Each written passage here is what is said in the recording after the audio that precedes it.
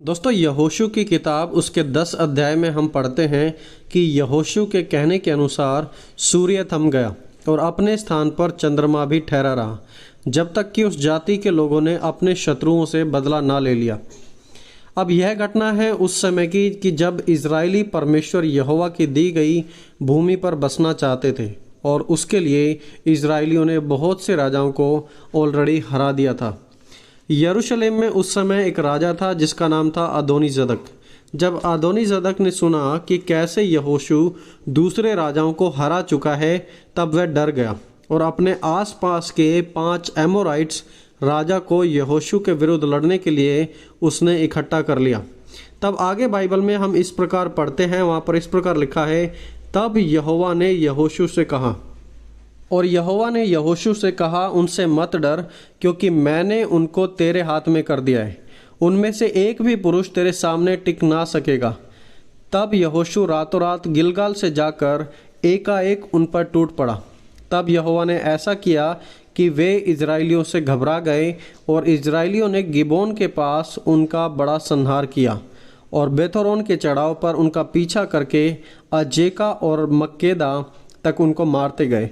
फिर जब वे इजराइलियों के सामने से भागकर बेथोरन की उतराई पर आए, तब अजेका पहुंचने तक यहोवा ने आकाश से बड़े बड़े पत्थर उन पर बरसाए और वे मर गए। जो ओलों से मारे गए थे उनकी गिनती इजराइलियों की तलवार से मारे हुओं से अधिक थी। उस समय अर्थात जिस दिन यहोवा ने एमोरियों को इजराइलियों के वश में कर दिया, उस दिन यहोशू ने यहोवा से इजराइलियों के देखते इस प्रकार कहा, हे सूर्य तू गिबोन पर और हे चंद्रमा तू अयालोन की तराई पर थमा रहे। और सूर्य उस समय तक थमा रहा और चंद्रमा उस समय तक ठहरा रहा, जब तक उस जाति के लोगों ने अपने शत्रुओं से बदला ना लिया। क्या यह बात यशार नामक पुस्तक में नहीं लिखी है कि सूर्य आकाश मंडल के बीचों बीच ठहरा रहा और लगभग 4 पहर तक ना डूबा। अब यह बात विश्वासियों को पढ़ने में बहुत ही ज़्यादा इंटरेस्टिंग लगती है कि कैसे परमेश्वर ने सूर्य और चंद्रमा को रोक दिया। लेकिन जब साइंटिस्ट या दूसरे एक्सपर्ट इस बात को पढ़ते हैं तो उन्हें लगता है कि यह एक मिथ है, एक मनगढ़ंत कहानी है, क्योंकि साइंस के अनुसार यदि सूर्य अपनी जगह पर थम रहा है तो उसका मतलब है कि पृथ्वी अपनी जगह पर घूमना बंद कर देगी, और यदि पृथ्वी रोटेशन करना बंद कर देगी तो उसके कारण साइंस का कहना है कि पृथ्वी पर एक बड़ी भयानक तबाही होने वाली थी, एक सुनामी आ सकती थी।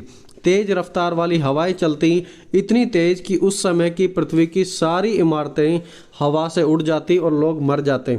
और ऐसा कोई रिकॉर्ड हिस्ट्री में भी नहीं पाया जाता जहां पर लिखा हो कि उस समय इस प्रकार की हवाएं चली हो या फिर सुनामी आई हो। इसलिए वैज्ञानिकों का कहना है कि यह बात जो बाइबल में लिखी है यह एक मिथ है, एक मनगढ़ंत कहानी है, ऐसा किसी भी एंगल से नहीं हो सकता। दोस्तों, यहाँ पर सबसे बड़ी प्रॉब्लम है कि हमने इस स्टोरी को कई बार अपनी मॉडर्न भाषा में, अपनी मॉडर्न अंडरस्टैंडिंग के साथ पढ़ा है, लेकिन जब हम इसी घटना को ओरिजिनल कॉन्टेक्स्ट में, ओरिजिनल लेख में, ओरिजिनल भाषा में पढ़ते हैं तो वहाँ पर हम समझ पाएंगे कि आखिरकार वहाँ पर पूरा सिनारियो क्या था और जान पाएंगे कि आखिरकार वास्तविकता क्या है। तो चलिए दोस्तों, हम इस वीडियो में इन बातों को समझते हैं। जब आज के मॉडर्न डे बिलीवर यहोशू 10 अध्याय को पढ़ते हैं तो उनका मानना है कि सूर्य लिटरली अपने स्थान पर रुक गया था। अब देखिए, एंशियंट नियर ईस्ट कल्चर में माना जाता था कि पृथ्वी फ्लैट है, समतल है, और इसलिए फ्लैट सरफेस पे सूर्य का रुकना उन लोगों की अंडरस्टैंडिंग के अनुसार इम्पॉसिबल नहीं था, ये प्रैक्टिकली पॉसिबल था, उन्हें ऐसा लगता था। पहले के प्राचीन लोगों का मानना था कि पृथ्वी समतल है, फ्लैट है और सूर्य एक बहुत ही छोटा ऑब्जेक्ट है, क्योंकि उस समय तक कोई भी सूर्य के विशाल आकार को समझ नहीं पाया था। लेकिन आज हमें समझ है कि पृथ्वी गोल है और सूर्य के इर्द गिर्द घूमती है, और यदि कहें कि सूर्य एक जगह थम गया है तो इसका मतलब यह है कि पृथ्वी ने घूमना बंद कर दिया। और जैसे कि हमने पहले भी इसके बारे में बात कर चुके हैं कि यदि ऐसा होता तो पृथ्वी पर एक बहुत ही बड़ी तबाही देखने को मिल सकती थी। इस साइंटिफिक एक्सप्लेनेशन का जवाब विश्वासी लोग यह कहकर देते हैं कि हाँ, परमेश्वर ने चमत्कारिक तरीके से सूर्य को रोक दिया और चमत्कारी तरीके से ही पृथ्वी पर तबाही भी नहीं आने दी, क्योंकि परमेश्वर ऑल पावरफुल हैं और परमेश्वर सब कुछ कर सकते हैं। लेकिन यहाँ पर एक बहुत बड़ा सवाल उठता है जिसका जवाब हमें सोचना होगा और हमें देना भी होगा। यदि सूरज सचमुच ऐसा थम गया था उस समय कि अपने स्थान से कभी हिला नहीं, तो यह इतनी बड़ी घटना दूसरे किसी ऐतिहासिक रिकॉर्ड में दर्ज क्यों नहीं पाई जाती? क्यों ऐसा कोई दूसरा ऐतिहासिक रिकॉर्ड नहीं है जिसमें बताया गया हो कि सूर्य थम गया था और पृथ्वी पर ऐसा पहले कभी नहीं देखा हो? एंशियंट इजिप्ट में जब ऐसी सुपरनैचुरल घटनाएं होती थी तो उन्हें दीवारों पर लिख दिया जाता था। मेसोपोटामियन कल्चर में जब ऐसी सुपरनैचुरल घटनाएं होती थी तो उन्हें चट्टान पर खोदकर बना दिया जाता था अनोखी घटनाओं का वर्णन करने के लिए। लेकिन सूरज के थम जाने का प्राचीन काल की घटनाओं में कोई भी रिकॉर्ड अभी तक नहीं पाया गया है।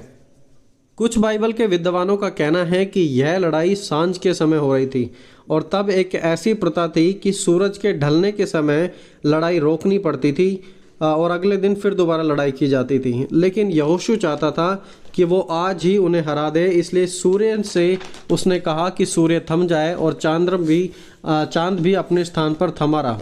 लेकिन यह इंटरप्रिटेशन करेक्ट नहीं है दोस्तों, कि बाइबल के अनुसार यह लड़ाई रात को नहीं, शाम को नहीं, बल्कि दिन में ही शुरू हुई थी। चलिए हम पढ़ते हैं 9वीं आयत। उसमें इस प्रकार लिखा है, तब यहोशू रातों रात गिलगाल से जाकर एकाएक उन पर टूट पड़ा।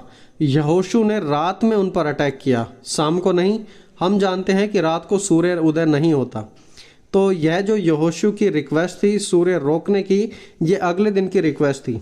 अब बाइबल के स्कॉलर जॉन वाल्टन और मार्क चावस का कहना है कि यहोवा ने वो जो वहाँ पर सूर्य को रोकने के लिए बोला था, वो लिटरली उसका मतलब नहीं था कि सूर्य वहाँ पर थम जाए, बल्कि वह एक अटैक था यहोशू की ओर से उन अन्य जाति लोगों पर, क्योंकि वो लोग ग्रहों पर, जादू मंत्र पर और तांत्रिक विद्याओं पर विश्वास करने वाले लोग थे। प्राचीन समय में और आज भी आपने बहुत सी मूवीज़ में देखा होगा कि लोग तांत्रिक विद्या का इस्तेमाल, शैतानी हरकतों का इस्तेमाल ग्रहों का मेलजोल करने के लिए करते हैं। चांदनी रात में उन्हें शक्ति मिलती है या फिर पृथ्वी के ग्रहों से उन्हें मेल मिलाप करना पड़ता है, तब उन्हें सुपर नेचुरल शैतानी शक्तियाँ मिलती हैं, क्योंकि उस समय वो शैतानी प्रक्रियाएँ ज़्यादा होती हैं। इसलिए बहुत सारी चांदनी रात के समय, फुल मून नाइट में ये बहुत सारी शैतानी प्रक्रियाओं को अंजाम देते हैं। अब हम देखते हैं यहाँ पर कि सूर्य चांद वहाँ पर रुक गए, वो थम गए और कुछ समय तक बिल्कुल ऐसे ही रहे।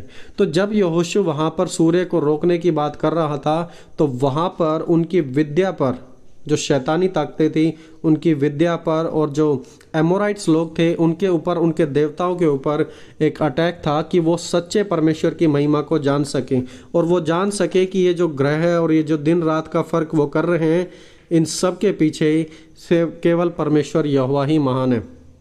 दूसरी बात यहाँ पर हम देखते हैं दोस्तों, ओरिजिनल भाषा में ऐसा नहीं है कि सूर्य वहाँ पर लिटरली रुक ही गया था, बल्कि ओरिजिनल भाषा में इसका मतलब है कि उसके समय में देरी हुई, लेकिन वो थमे नहीं थे।